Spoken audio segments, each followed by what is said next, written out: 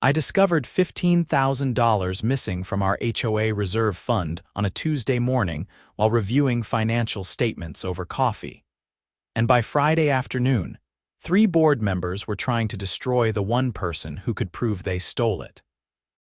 My name is David Chen, and I had lived in Riverside Meadows, a planned community in Henderson, Nevada, for 8 years without paying much attention to HOA politics. I owned a modest 3-bedroom house on Sycamore Lane, worked as an accountant for a mid-sized firm downtown, and generally kept to myself.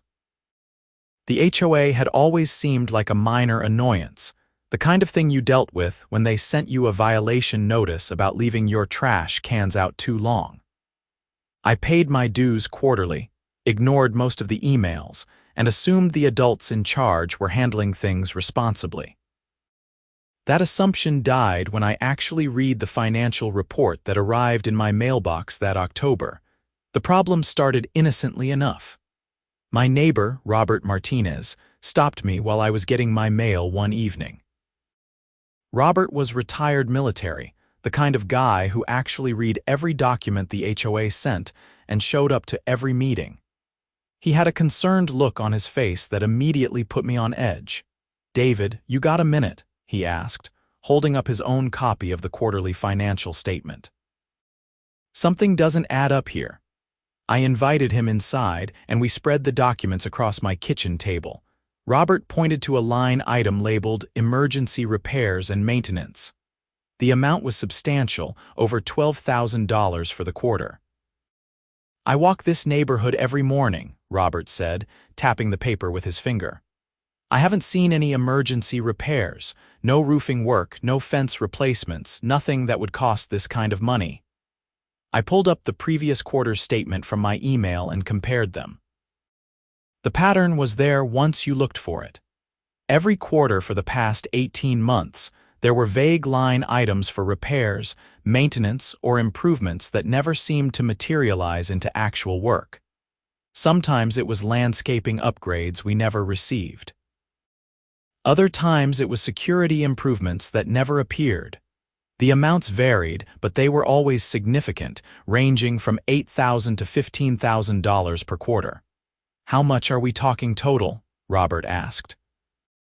I did the math quickly in my head, then double-checked it on my calculator.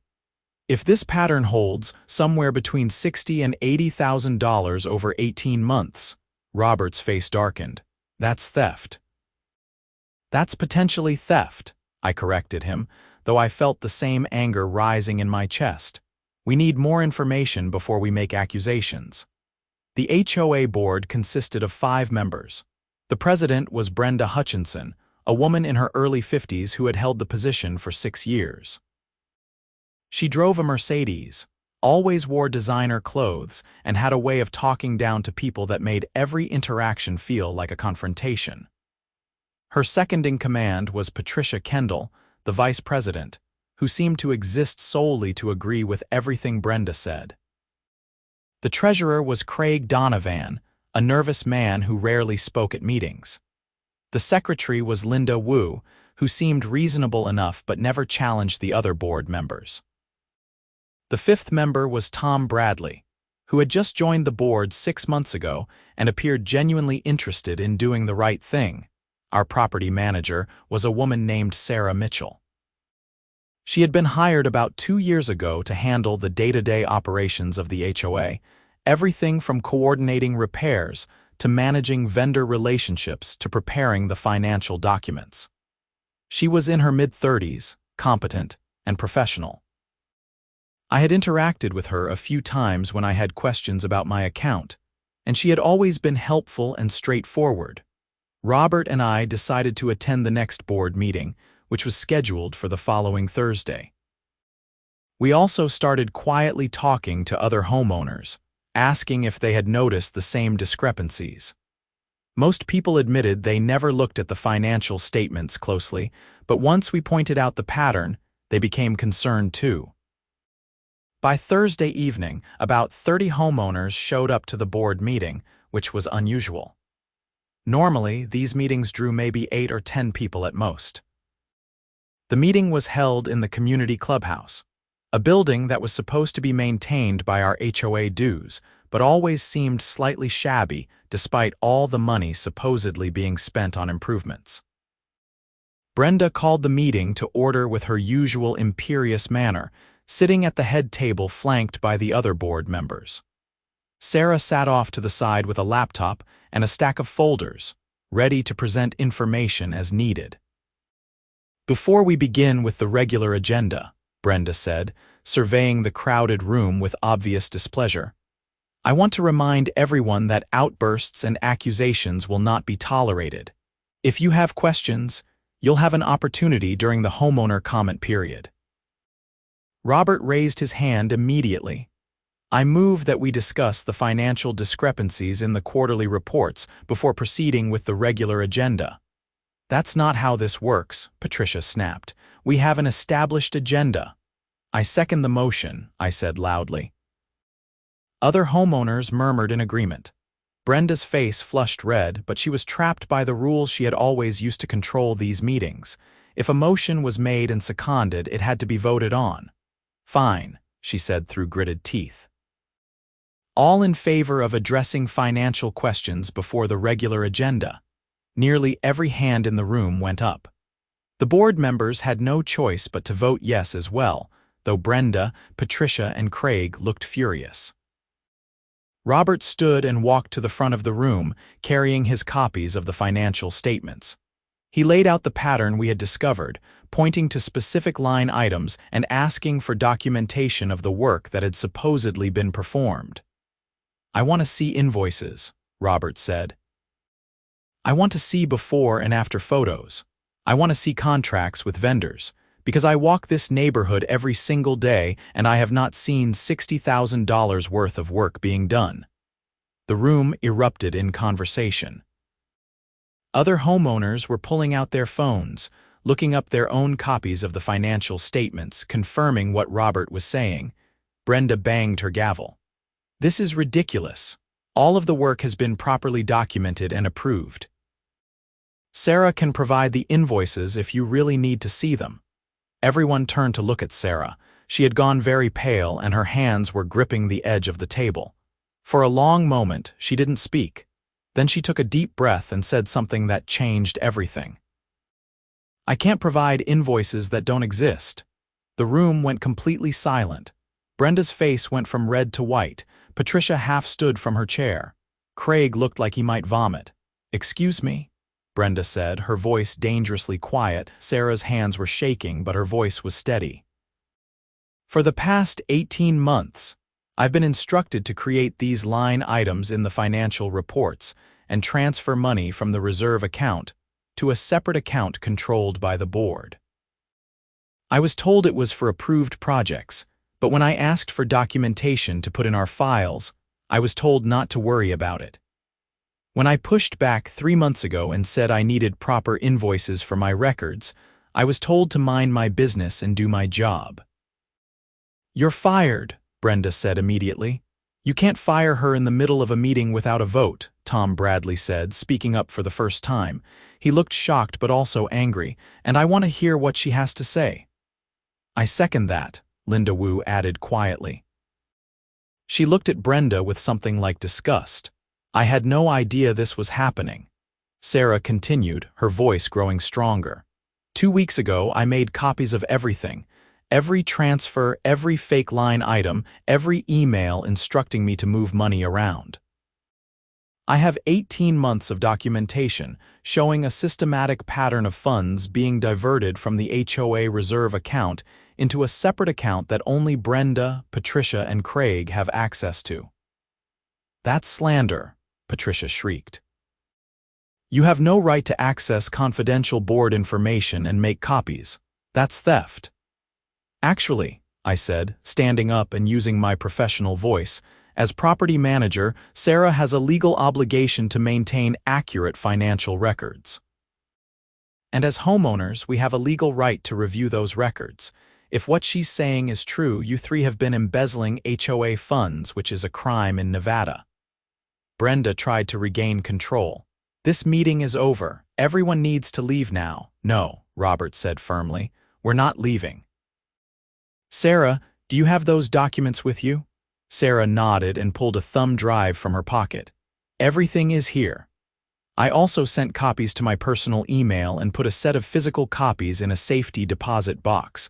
I knew this was going to blow up eventually. Tom Bradley reached across the table and took the thumb drive from Sarah. I'm also on this board and I'm voting to review these documents immediately. Linda, are you with me? Linda nodded. Absolutely. That's 3 votes to 2, Tom said, looking at Brenda.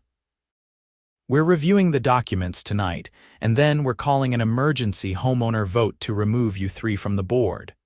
What happened next was chaos. Brenda stood up so fast her chair fell over backward.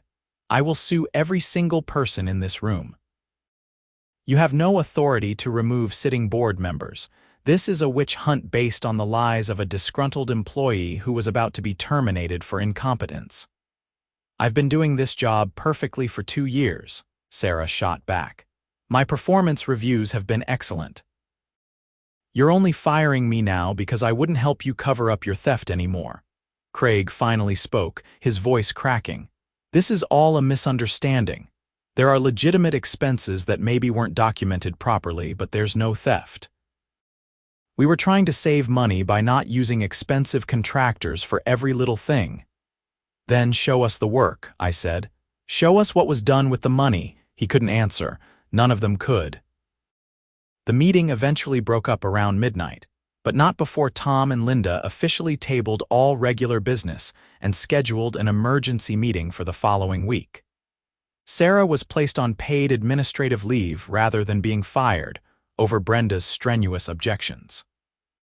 Tom kept the thumb drive and promised to review everything with an attorney before the next meeting. I walked Sarah out to her car in the parking lot. She looked exhausted and scared. Thank you for telling the truth, I said. She laughed bitterly. I just lost my job. Even if I'm not officially fired yet, there's no way I can keep working here after this. You did the right thing, I insisted, and we're going to make sure you're protected. Have you thought about talking to a lawyer? I talked to one last week, she admitted. That's why I made all the copies. He told me to document everything and be prepared for them to retaliate. I just didn't expect it to happen so publicly. Over the weekend, Tom and Linda hired a forensic accountant to review the documents Sarah had provided. I knew the accountant, actually. Her name was Jennifer Park, and we had worked together years ago. She was meticulous and aggressive, exactly the kind of person you wanted digging through suspicious financial records. On Monday morning, Jennifer called me. David, this is bad, really bad. Your board didn't just steal HOA funds. They created a fake vendor company, wrote checks to themselves, and then tried to hide it with vague line items. The total is closer to $90,000, not $60,000, and it's not just theft. This is wire fraud, tax fraud, and probably a dozen other charges. What should we do? I asked. You need to call the police, Jennifer said. This isn't a civil matter anymore. This is criminal. That afternoon, Robert and I went to the Henderson Police Department and filed a report. The detective who took our statement was a woman named Detective Lisa Ramirez. She listened carefully, took notes, and asked pointed questions about the board members and the timeline of events. Do you have documentation? She asked. We have everything, I said. Financial statements, copies of checks, emails, bank records. Our property manager kept copies of everything before they fired her. They fired her. Detective Ramirez raised an eyebrow. When? They tried to fire her Thursday night at the board meeting when she revealed what was happening. She's technically on administrative leave right now, but they're going to terminate her as soon as they can figure out how to do it without looking even more guilty. Detective Ramirez tapped her pen against her notepad. I'm going to need to talk to her. Can you put me in touch? I called Sarah and explained the situation. She agreed to meet with Detective Ramirez the next day. I offered to come with her for support, but she said she wanted to do it alone. I need to own this, she said. I should have come forward sooner. I let it go on for too long because I was scared of losing my job. The emergency HOA meeting was scheduled for Thursday evening, exactly 1 week after the explosive revelations. In the meantime, word spread through the neighborhood like wildfire. People were angry. Many homeowners had struggled to pay their HOA dues over the years, scraping together the quarterly payments while the board was apparently stealing thousands of dollars. The sense of betrayal was palpable. Brenda, Patricia, and Craig tried to control the narrative. They sent out an email to all homeowners claiming that Sarah had been fired for embezzlement and was now trying to frame them to cover her own crimes. They accused Tom and Linda of conducting a coup and violating board procedures. They threatened legal action against anyone who spread false accusations. The email was a miscalculation. It made them look desperate and guilty, and it galvanized the homeowners who had been on the fence. By Wednesday evening, over 100 people had confirmed they would attend the Thursday meeting. I spent Tuesday and Wednesday reviewing all the documents with Jennifer. She walked me through every fraudulent transaction, explaining how the scheme worked. It was actually fairly simple. Brenda, Patricia, and Craig had created a company called Riverside Property Services, LLC. On paper, it was a property management and maintenance company. In reality, it was just a bank account controlled by the three of them. They would write checks from the HOA account to Riverside Property Services for various fake services, then transfer the money to their personal accounts. Sarah had been instructed to record these payments as legitimate expenses in the HOA books. The smoking gun is the emails, Jennifer explained. Sarah has emails from Brenda explicitly instructing her to move money to the RPS account and record it as emergency repairs. There's one email where Sarah asks for invoices and Brenda responds, "Don't worry about paperwork. This is board approved. Just make the transfer." That's direct evidence of intent to defraud. Wednesday afternoon, Detective Ramirez called me. "I've interviewed Sarah Mitchell. Her testimony is credible and the documentation supports everything she's saying. I've opened a criminal investigation into Brenda Hutchinson, Patricia Kendall, and Craig Donovan. I'm going to be attending your meeting tomorrow night as an observer." "Will you arrest them?" I asked. "Not yet," she said. "I need to build a complete case first. But I want them to know law enforcement is watching. Sometimes that pressure makes people do stupid things that help our investigation." Thursday evening arrived with unseasonable heat for October in Nevada. The clubhouse was packed with over 150 people, far more than the small room could comfortably hold. People were standing along the walls, sitting on the floor, crowding in the doorway. The energy was electric and angry. Brenda, Patricia, and Craig sat at the head table, flanked by two lawyers. Tom and Linda sat on the opposite end, with Jennifer Park sitting behind them. Sarah sat in the front row of the audience section, looking nervous but determined. Detective Ramirez stood in the back corner in plain clothes, observing quietly. Tom called the meeting to order. "We're here tonight to address the financial discrepancies that were revealed at last week's meeting and to vote on whether to remove 3 board members for breach of fiduciary duty. Jennifer Park, our forensic accountant, will present her findings." Jennifer stood and projected a slideshow onto the wall. For the next 45 minutes, she methodically destroyed any remaining credibility Brenda, Patricia, and Craig had. She showed side-by-side comparisons of checks written to Riverside Property Services and the vague line items that appeared in the financial statements. She displayed emails between Brenda and Sarah instructing the transfers. She traced the money from the HOA account to the RPS account to the personal accounts of the 3 board members. She showed that no legitimate work had been performed by RPS because RPS had no employees, no business license for contracting work, and no history of actually existing before 2 years ago. The total amount stolen was $93,472. When Jennifer finished, the room was silent except for the sound of people breathing hard with barely contained fury. These were families who had paid every dollar of their HOA dues on time, who had followed every rule, who had been fined for minor violations like having the wrong color mailbox or parking an RV in their driveway overnight. And the people enforcing those rules had been robbing them blind. Brenda's lawyer stood up, a slick-looking man in an expensive suit. These allegations are based on incomplete information and the testimony of a fired employee with an axe to grind. My clients deny any wrongdoing. The funds in question were used for legitimate HOA business. The fact that the documentation is incomplete is the fault of the property manager, not the board members. You cannot remove duly elected board members based on speculation and innuendo. It's not speculation when we have bank records showing the money going directly into their personal accounts, Tom said, his voice hard. It's not innuendo when we have emails proving they intentionally hid these transfers. Those emails are taken out of context, the lawyer responded smoothly. And without a criminal conviction, you have no grounds to remove my clients from the board outside of a regular election. Actually, Robert said, standing up with a thick document in his hands. According to our HOA bylaws, Article 7, Section 3, board members can be removed by a 2/3 vote of the homeowners for gross negligence, breach of fiduciary duty, or criminal activity. We have clear evidence of breach of fiduciary duty at minimum. I move that we vote to remove Brenda Hutchinson, Patricia Kendall, and Craig Donovan from the board effective immediately. I second, I said. The vote was overwhelming.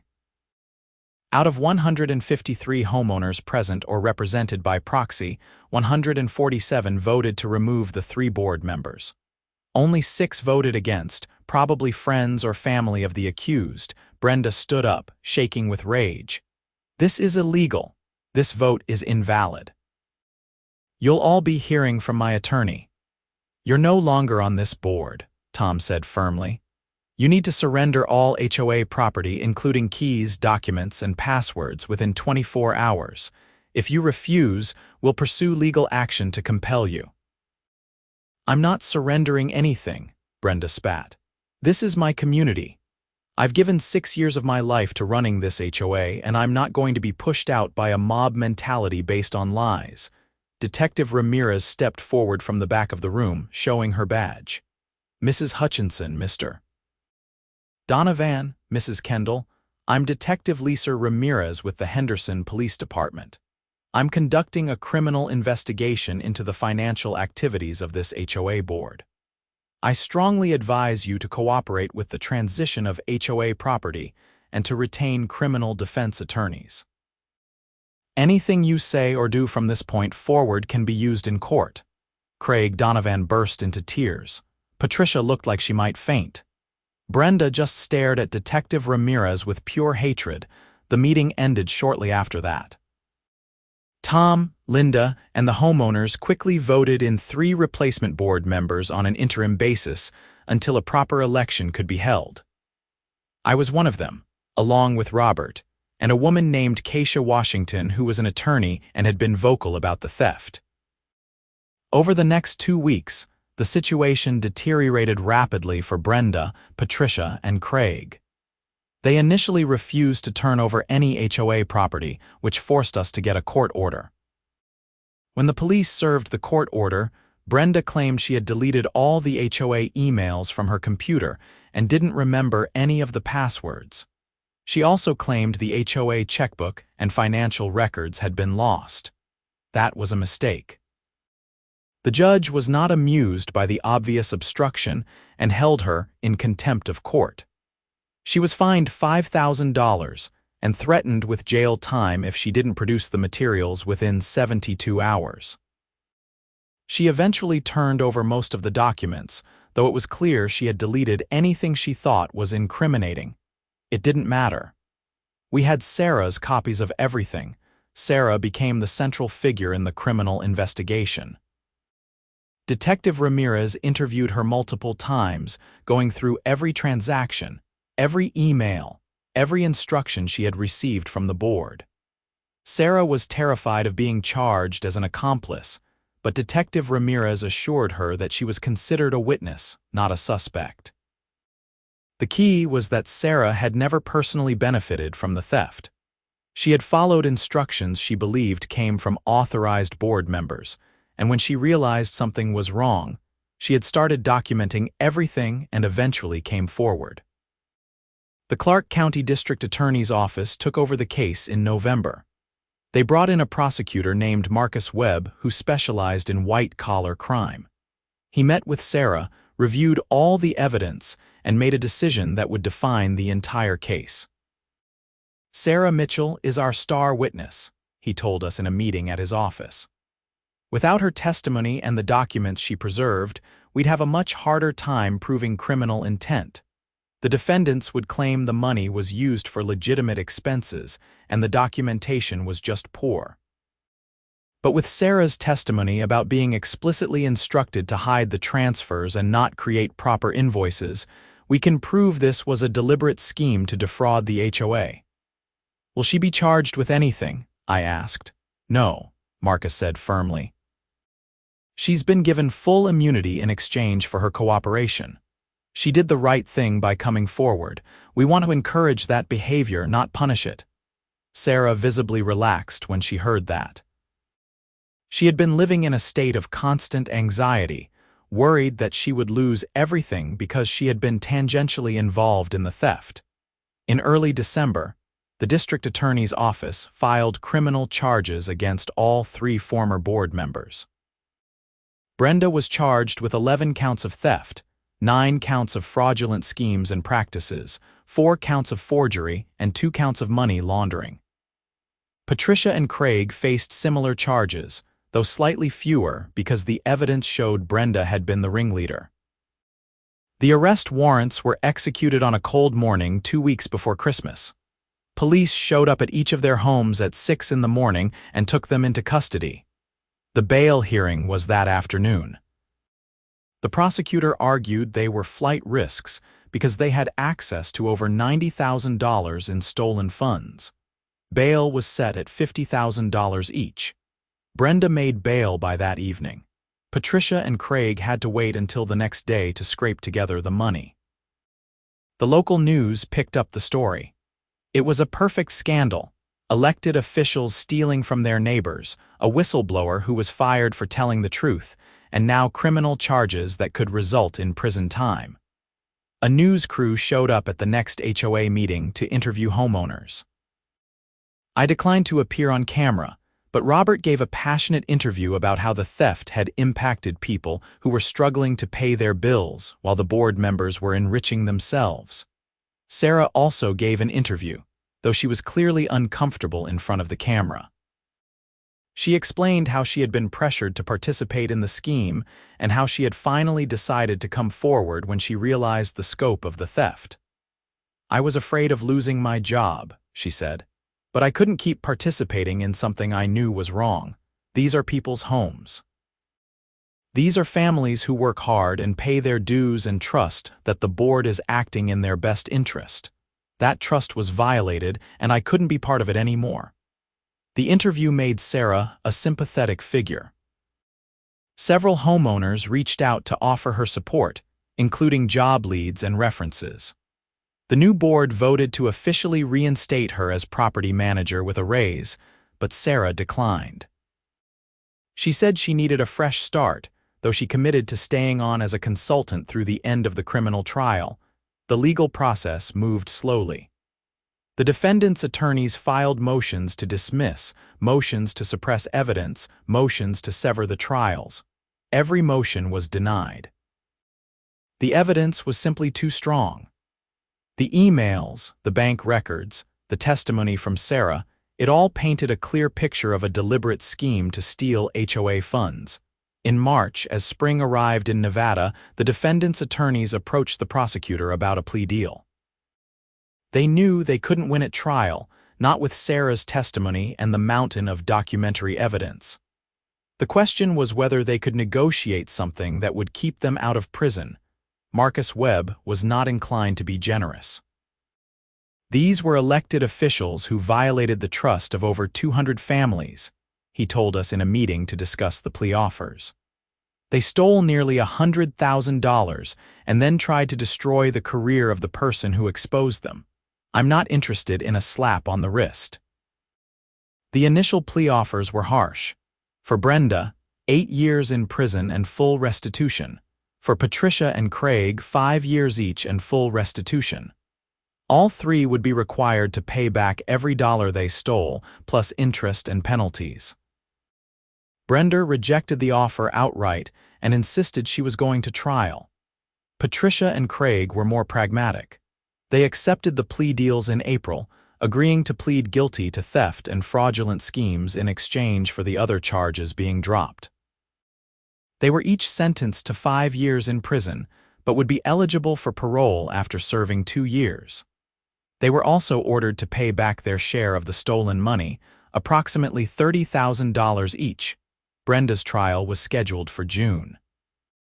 In the weeks leading up to it, her attorney tried every possible tactic to avoid the inevitable. He tried to get Sarah's testimony excluded, arguing she was a biased witness with a grudge against his client. The judge denied the motion. He tried to argue the emails were privileged board communications. The judge denied that motion too. He tried to claim Brenda had authorization from the other board members to create the RPS account, even though Tom and Linda both testified they knew nothing about it. Nothing worked. The case against Brenda was airtight. The trial lasted 3 days. I attended every session, sitting in the gallery with Robert and dozens of other homeowners who wanted to see justice served. Sarah was the star witness, exactly as Marcus Webb had predicted. She spent almost a full day on the stand, walking the jury through every fake invoice, every suspicious transfer, every email where Brenda had instructed her to hide the transactions. Brenda's attorney tried to break Sarah during cross-examination, suggesting she had embezzled the money herself and was framing Brenda to save herself. Sarah didn't crack. She calmly explained that she had never had access to the RPS account, had never benefited from any of the transfers, and had kept meticulous records specifically because she knew something was wrong. "Why didn't you come forward sooner?" the defense attorney demanded. "Because I was scared," Sarah said simply. "I was a single mother with a mortgage and student loans. I needed this job, but eventually I realized I couldn't live with myself if I kept participating in the fraud. So I started documenting everything and looked for an opportunity to expose what was happening. And you just happened to find that opportunity at a board meeting where you could publicly humiliate my client. I found that opportunity when homeowners started asking legitimate questions about where their money was going," Sarah corrected him. "I could have lied to protect the board. Instead, I told the truth." The jury deliberated for less than 4 hours. They found Brenda guilty on all counts. The sentencing hearing was scheduled for 2 weeks later. In the courtroom on sentencing day, Marcus Webb addressed the judge directly. "Your Honor, this defendant held a position of trust and authority in her community. She was elected by her neighbors to manage their collective resources responsibly. Instead, she created a fraudulent company, stole nearly $100,000, and then attempted to destroy the reputation and career of the employee who exposed her crimes. She has shown no remorse, no acceptance of responsibility, and no recognition of the harm she caused. The state recommends the maximum sentence." The judge, a stern woman in her 60s named Judge Patricia Morrison, looked at Brenda with obvious disdain. "Mrs. Hutchinson, you have been convicted of multiple felonies involving the theft of funds entrusted to you by your neighbors and community members. You violated that trust systematically and deliberately over an extended period. You attempted to cover up your crimes and destroy the credibility of a witness. Do you have anything to say before I impose sentence?" Brenda stood, her lawyer beside her. For a moment, I thought she might finally apologize or show some remorse. Instead, she said, "This has been a witch hunt from the beginning. I devoted years of my life to that community, and this is how I'm repaid. I maintained property values, enforced standards, and made tough decisions. If some expenses weren't documented perfectly, that's a bookkeeping error, not a crime. Judge Morrison's expression hardened. Mrs. Hutchinson, a jury of your peers has found you guilty of systematically stealing from your neighbors. This was not a bookkeeping error. This was theft, fraud, and corruption. I hereby sentence you to 10 years in the Nevada Department of Corrections. You will be eligible for parole after serving at least 5 years. You are also ordered to pay full restitution of $93,472, plus interest and court costs. Bailiff, please take the defendant into custody. The bailiff stepped forward and placed handcuffs on Brenda. She looked shocked, as if she had genuinely believed she would walk out of the courtroom a free woman. As they led her away, she turned and looked directly at Sarah, who was sitting in the front row of the gallery. The hatred in Brenda's eyes was chilling, but Sarah met her gaze steadily until Brenda was forced to turn away. After the sentencing, Marcus Webb held a brief press conference on the courthouse steps. Sarah stood beside him, along with several homeowners from Riverside Meadows, including me and Robert. Today's sentence sends a clear message, Marcus said. People who hold positions of trust in their communities will be held accountable when they violate that trust. This case was solved because of the courage of one person, Sarah Mitchell, who risked her career to do the right thing. Her testimony was instrumental in securing these convictions, and she deserves recognition for her integrity. A reporter shouted a question. Miss Mitchell, what do you want people to know about what happened? Sarah stepped up to the microphone, looking uncomfortable but determined. I want people to know that if you see something wrong happening, you have a responsibility to speak up, even when it's scary. I almost didn't. I almost kept quiet because I was afraid, but the people in my community deserved better. They deserved the truth, and I'm glad I found the courage to tell it. Another reporter asked, "What's next for you?" Sarah smiled slightly. I've accepted a position with a property management company in Las Vegas. I'm also working with a national HOA reform organization to develop better financial oversight procedures and whistleblower protections. I want to make sure what happened in Riverside Meadows doesn't happen to other communities. The press conference ended and we walked back to the parking garage together. Robert clapped me on the shoulder. We did it. It took 8 months, but we got justice. Sarah did it, I corrected him. Without her, they would have gotten away with it. Sarah shook her head. Without you and Robert and all the other homeowners who demanded accountability, I would never have had the courage to speak up. This was a team effort. Over the following months, life in Riverside Meadows slowly returned to normal. The new board, now properly elected and including me, Robert, and Keisha, implemented strict financial controls. Every expense over $500 required multiple signatures and documented invoices. We hired an independent accountant to review our books quarterly. We established a transparency portal on the HOA website where every homeowner could see real-time financial data. We also changed the bylaws to include whistleblower protections. Any employee or board member who reported suspected fraud or mismanagement would be protected from retaliation.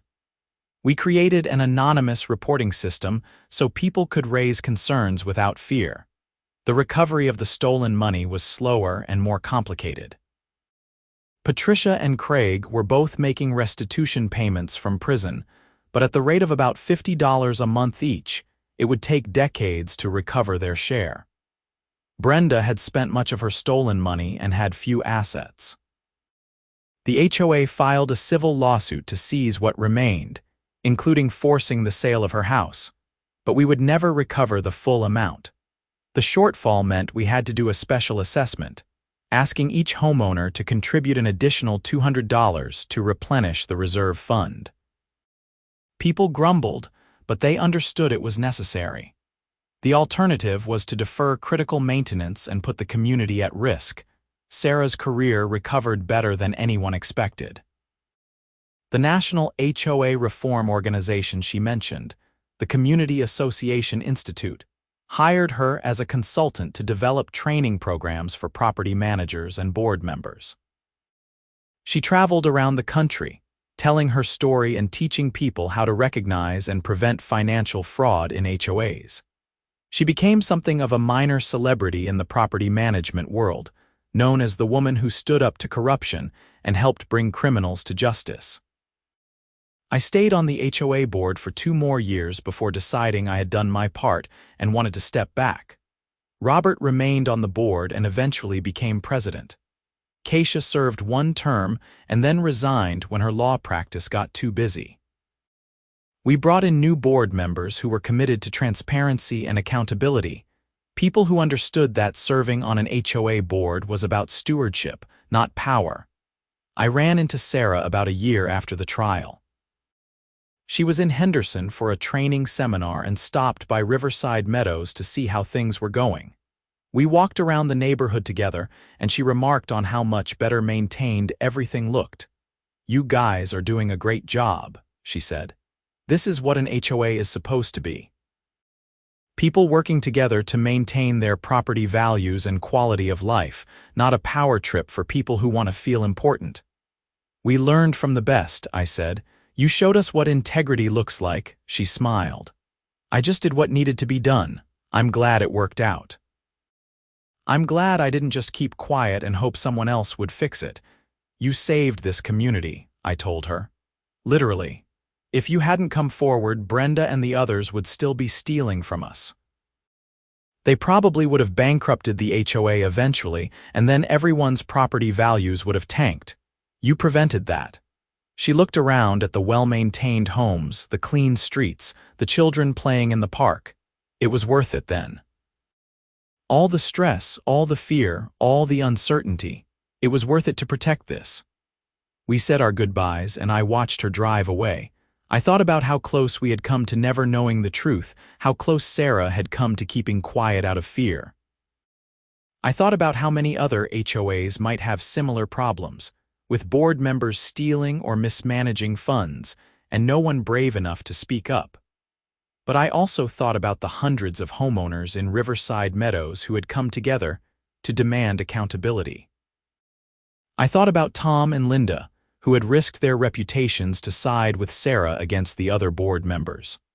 I thought about Jennifer Park, who had meticulously documented every fraudulent transaction. I thought about Detective Ramirez and Marcus Webb, who had taken the case seriously and pursued justice aggressively. It took a community to solve this problem. Sarah was the catalyst, the person who had the courage to tell the truth when it mattered most, but everyone else had to step up too. We all had to decide that integrity mattered more than convenience, that accountability mattered more than avoiding conflict. 3 years after the initial revelation, I received a letter from the Nevada Department of Corrections. Patricia Kendall was up for parole, and as a representative of the victim community, I was invited to submit a statement about whether I supported her release. I thought carefully about what to say. I wrote that Patricia had participated in a serious crime that had harmed many families. But I also wrote that she had accepted responsibility relatively quickly, had pleaded guilty, and was making restitution payments as required. I said I would not oppose her parole if she continued to comply with the terms of her sentence and stayed away from HOA board positions in the future. I believed in accountability, but I also believed in the possibility of redemption. Patricia was granted parole a few months later. Craig was granted parole around the same time. I heard through the neighborhood grapevine that both of them had moved out of Nevada and were trying to rebuild their lives elsewhere. I hoped they had learned from their mistakes. Brenda, on the other hand, was denied parole at her first hearing. The parole board noted that she had shown no remorse and continued to maintain her innocence despite the overwhelming evidence against her. She would remain in prison for at least another 2 years before she could apply for parole again. I occasionally wondered if she ever regretted her choices, if she ever looked back and wished she had just done the right thing from the beginning. But I suspected Brenda was the kind of person who would never admit fault, never acknowledge that she had done anything wrong. She would go to her grave believing she was a victim of persecution rather than a criminal who got caught. The entire experience changed how I thought about community involvement. Before the HOA scandal, I had been content to ignore the boring administrative details of neighborhood governance. I paid my dues and assumed someone responsible was handling things. I learned the hard way that assumption was dangerous. Now I paid attention. I read the financial statements. I attended meetings when I could. I asked questions when something didn't make sense. I encouraged my neighbors to do the same. Because the truth is, most corruption happens in the shadows, in the spaces where no one is paying attention. The moment people start asking questions and demanding accountability, it becomes much harder to get away with fraud. Sarah Mitchell taught me that lesson more than anyone. She was just a property manager trying to do her job, and she found herself in an impossible situation. She could have taken the easy road, could have kept quiet and protected her paycheck. Instead, she chose the hard road. She documented everything, preserved the evidence, and told the truth when it mattered most. She became our star witness, the person whose testimony brought down 3 corrupt board members and saved our community from financial ruin. Years later, I still think about that night in the clubhouse when Sarah first spoke up. I think about the fear in her eyes and the strength in her voice when she said, "I can't provide invoices that don't exist." That single sentence changed everything. It started a chain of events that led to criminal investigations, trials, convictions, and ultimately justice. But more than that, it reminded everyone in Riverside Meadows that ordinary people have power when they choose to use it. Sarah was not a lawyer or a police officer or a politician. She was a working mother with a mortgage and bills and all the normal pressures of everyday life. She had every reason to keep quiet and every excuse to look the other way. She chose truth instead. She chose integrity instead of convenience. And because of that choice, $93,000 in theft was exposed, 3 criminals went to prison, and a community learned to hold its leaders accountable. I drove past Sarah's old office building the other day, the place where she used to work when she was our property manager. It's occupied by a different property management company now, one that handles multiple HOAs in the Henderson area. I wondered if the new property managers knew the story of what happened here, if they understood the legacy of courage that Sarah left behind. Probably not. Most people don't know the stories behind the buildings they work in or the neighborhoods they drive through. Most people don't realize how close communities come to disaster or how much they owe to the few individuals who stand up when it matters. But I know. Everyone in Riverside Meadows who was here during those chaotic months knows. We know what corruption looks like. We know what courage looks like. And we know that the difference between the two often comes down to one person deciding that truth matters more than comfort. Sarah Mitchell was that person for us. She was fired for exposing theft, threatened with lawsuits, dragged through a criminal investigation, and forced to testify against powerful people who wanted to destroy her. But she never backed down. She never wavered. She stood in that courtroom and told the truth, every uncomfortable word of it, until justice was finally served. She became our star witness, not because she wanted attention or recognition, but because someone had to tell the truth and she was brave enough to do it. In the end, that made all the difference. It always does.